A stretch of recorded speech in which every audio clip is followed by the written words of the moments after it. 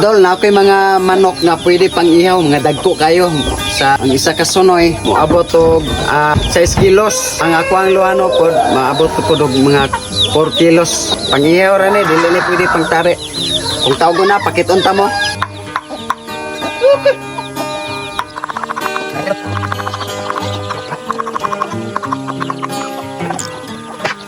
Okay mga ka-idol, pakito na punta mo sa kong manok. Ano ang pag-atiman?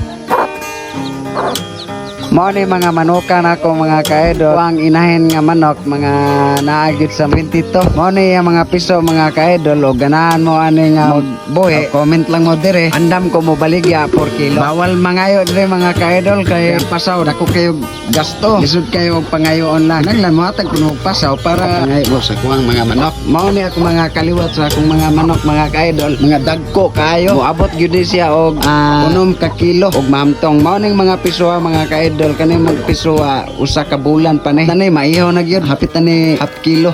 Din adto ta atong sa ka kurungan ako atong manukan ako adto na to lantaw ta sa mga itlog dito mga ka-idol. Dagko kislag mga itlog mga pula pero gilumluman na mga ubang itlog mga lods. Mo ni ako ang breedinganan dol. Mga manok diri naglumlum mga manok to ko uban. Tulan taon tala.